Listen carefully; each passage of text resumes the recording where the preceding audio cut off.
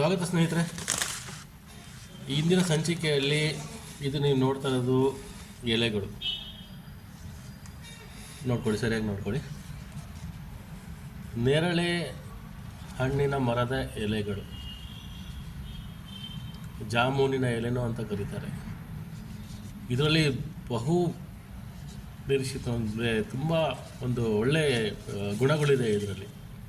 ಮೊದಲಾಗಿ ಹೇಳಬೇಕಂದ್ರೆ ಇದು ಆ್ಯಂಟಿ ಇನ್ಫ್ಲಮೇಟ್ರಿ, ಆ್ಯಂಟಿ ಆಕ್ಸಿಡೆಂಟು, ಆ್ಯಂಟಿ ಡಯಾಬಿಟಿಕ್ಕು, ನಿಮ್ಮ ಜೀರ್ಣ ಸಮಸ್ಯೆ ಅಂದರೆ ಡೈಜೆಸ್ಟಿವ್ ಹೆಲ್ತು, ಓರಲ್ ಹೆಲ್ತು ಅಂದರೆ ಬಾಯಿ ಹಲ್ಲು ಒಸಡೆಗಳ ಸಮಸ್ಯೆಗಳು, ಮತ್ತು ನಿಮ್ಮ ತ್ವಚೆ, ಮತ್ತು ನಿಮ್ಮ ಇಮ್ಯೂನ್ ಸಿಸ್ಟಮ್ಮು, ಮತ್ತು ನಿಮ್ಮ ವೇಟ್ ಲಾಸ್ಗೂ, ಮತ್ತು ಪುರುಷತ್ವ ಎಲ್ಲದಕ್ಕೂ ಇದು ಬಹು ಪರಿಣಾಮ ಆಗಿದೆ.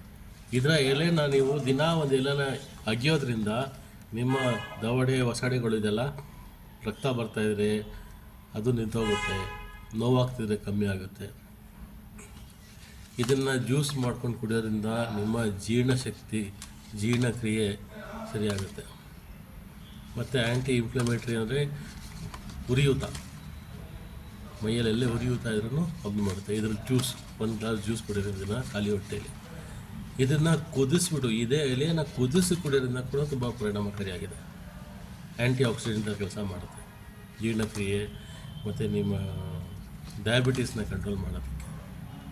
ಮತ್ತು ಇದ್ರ ಜೊತೆ ಇನ್ನೊಂದು ಏನಂದರೆ, ಸುಮಾರು 60-65 ವಯಸ್ಸಿನ ನಂತರ ನಿಮ್ಮ ಕಿವಿಗಳು ಕೇಳೋದು ಕಮ್ಮಿ ಆಗ್ತದೆ.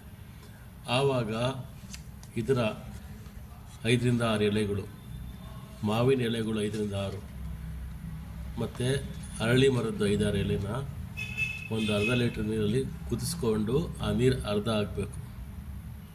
ಆ ಅರ್ಧ ಆಗಿರೋ ನೀರನ್ನು ಎಣ್ಣೆ, ಯಾವ ಎಣ್ಣೆ? ಸಾಸಿವೆ ಎಣ್ಣೆಯಲ್ಲಿ ಆ ನೀರನ್ನು ಹಾಕಿಬಿಟ್ಟು ಕುದಿಸ್ಬೇಕು. ಹೆಂಗೆ ಕುದಿಸ್ಬೇಕಂದ್ರೆ ಆ ನೀರಾಂಶ ಎಲ್ಲ ಹೋಗ್ಬಿಡ್ಬೇಕು. ಆ ನೀರಾಂಶ ಹೋದ ನಂತರ ಆ ಎಣ್ಣೆ, ಉಳಿದಿರೋ ಎಣ್ಣೆನ ರಾತ್ರಿ ಮಲಗೋ ಮುನ್ನ ಕಿವಿಲಿ 2 ಡ್ರಾಪ್ಸ್ ಹಾಕಿ ಮಲಗೋದ್ರಿಂದ 3 ತಿಂಗಳಲ್ಲಿ ಕಿವಿ ಕೇಳೋದು ಇಂಪ್ರೂವ್ ಆಗುತ್ತೆ. ತುಂಬ ಪರಿಣಾಮಕಾರಿ ಎಲೆಗಳು ಇದು. ನೋಡ್ಕೊಡಿ, ಈ ಮರ ಇದೆಯಲ್ಲ, ಈ ಮರದ್ದು ಯಾವುದೇ ಇರಲಿ, ತೊಗಟೆ ಇರಲಿ, ಎಲೆ ಇರಲಿ, ಹಣ್ಣಿರಲಿ, ಎಲ್ಲ ಲಾಭದಾಯಕ.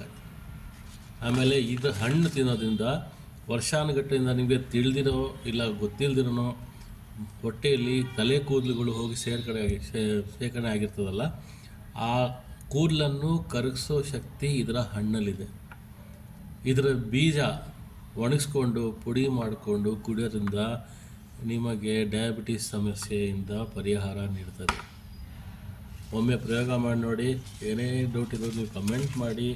ವಿಡಿಯೋ ಇಷ್ಟ ಆಗಿರೋ ಲೈಕ್ ಮಾಡಿ, ಮತ್ತು ಯಾರು ಸಬ್ಸ್ಕ್ರೈಬ್ ಮಾಡಿಲ್ಲ ಅವ್ರು ದಯವಿಟ್ಟು ಸಬ್ಸ್ಕ್ರೈಬ್ ಮಾಡಿ, ಮತ್ತು ಈ ಮೆಸೇಜನ್ನು ಶೇರ್ ಮಾಡಿ. ನಿಮ್ಮ ಫ್ಯಾಮಿಲಿ ಗ್ರೂಪ್ಸಲ್ಲಿ, ವಾಟ್ಸಪ್ ಗ್ರೂಪಲ್ಲಿ ಶೇರ್ ಮಾಡಿ, ಅವ್ರಿಗೂ ಇದರ ಲಾಭ ಸಿಗಲಿ. ಧನ್ಯವಾದಗಳು ಫ್ರೆಂಡ್ಸ್.